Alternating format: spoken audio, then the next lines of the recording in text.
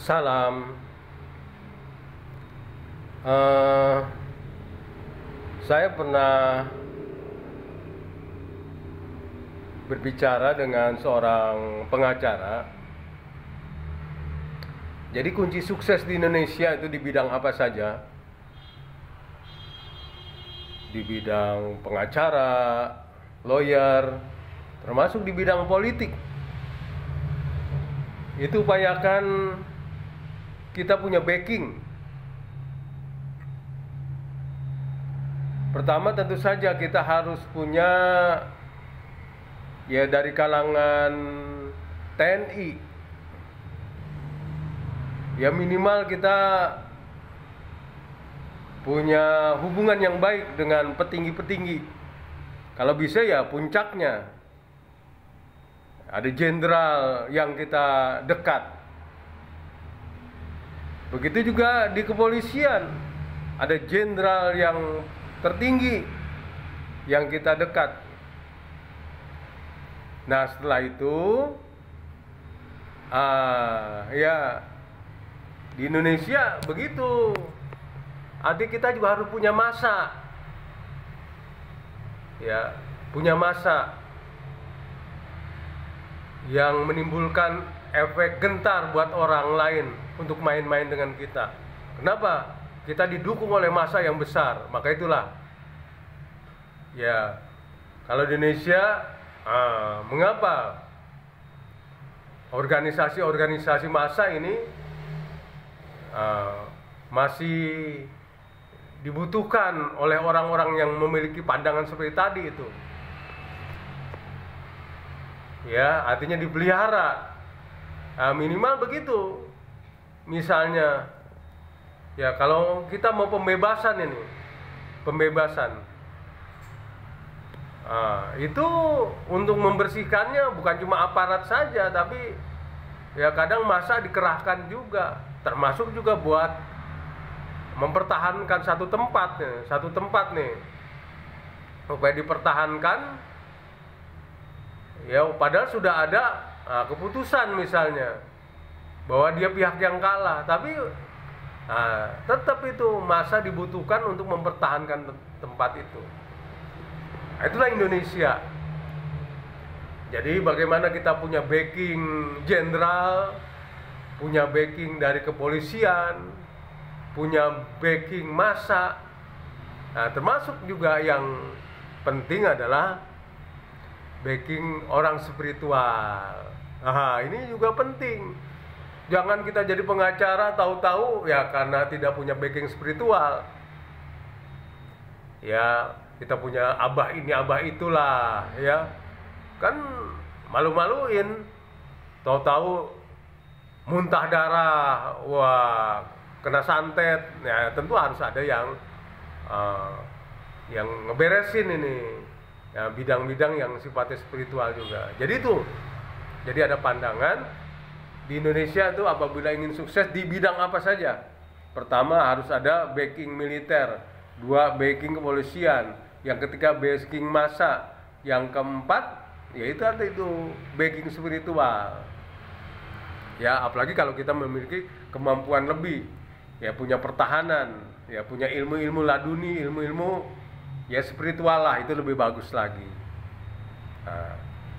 Jadi itulah, maka abah ini abah itu masih dibutuhkan, atau habib ini habib itu yang punya ilmu tinggi, spiritual tinggi dibutuhkan. Nah itulah Indonesia. Saudara, maka mengikuti perkembangan politik pun, misalnya mengapa partai-partai besar yang dilahirkan oleh tokoh-tokoh politik ini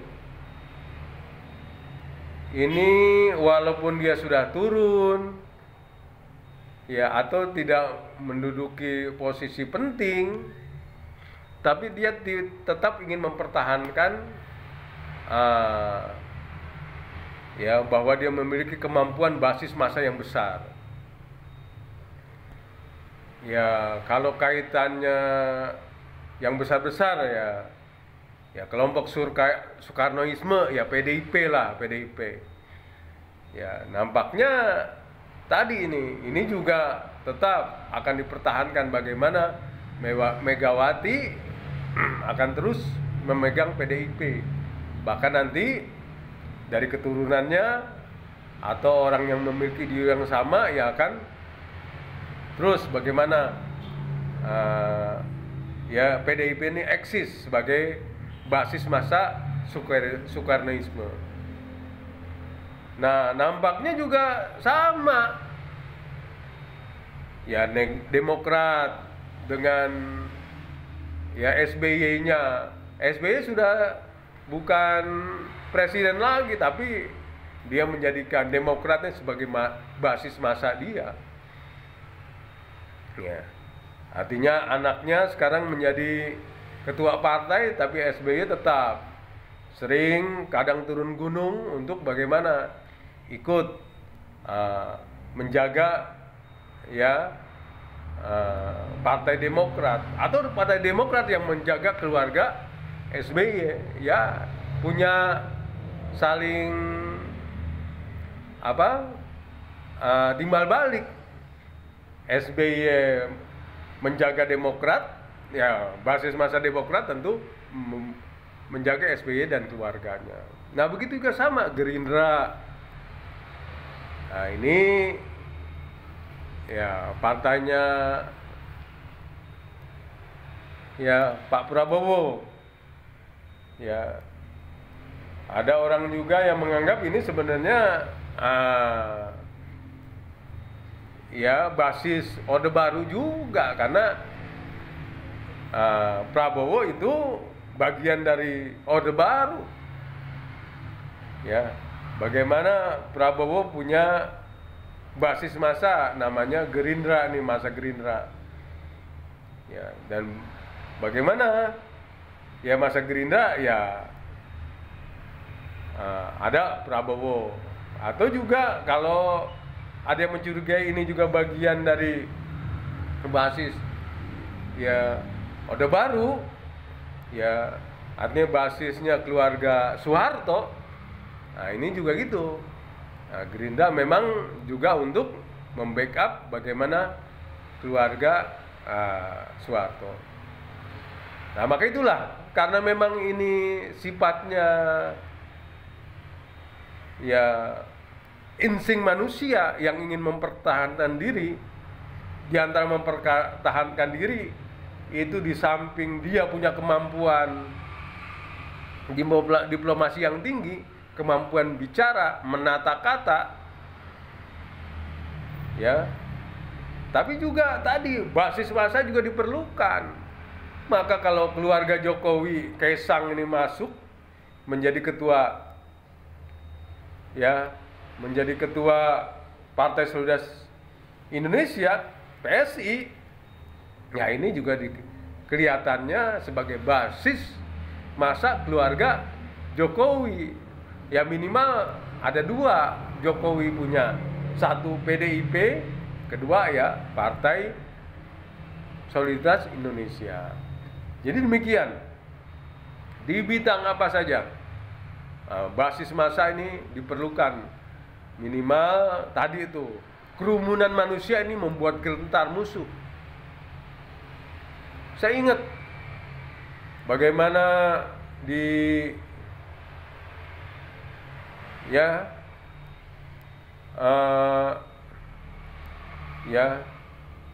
di era Gus Dur dulu, Habib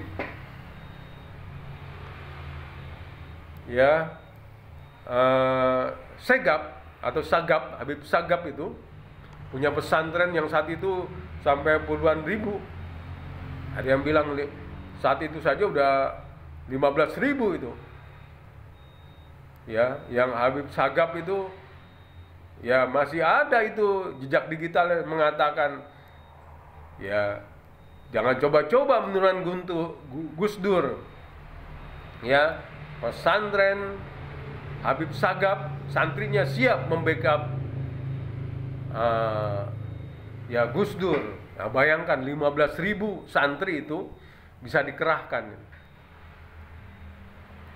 Nah, maka saya lihat ya kalau ya kelompok, ya dalam hal ini Taipan membantu juga ya pesantren Habib Sagaf, terutama dari TW Tony Winata, ya sudah puluhan tahun ini membantu pesantren ini, baik makannya yang terkait dengan ya konsumsi, juga banyak pelatihan-pelatihan, bahkan pembangunan di pesantren itu dia biayai oleh TW, dan juga jelas-jelasan Yayasan Buddha Suci itu banyak membantu pesantren sana. Ya tentunya kalau dibantu ya pasti ya ada imbal balik. Sewaktu-waktu TW ada masalah atau kelompok minoritas Buddha Suci ada masalah, pasti pesantren Habib Sagaf ini, Nurul Iman ini akan membantu, dan wajar itu saling membantu.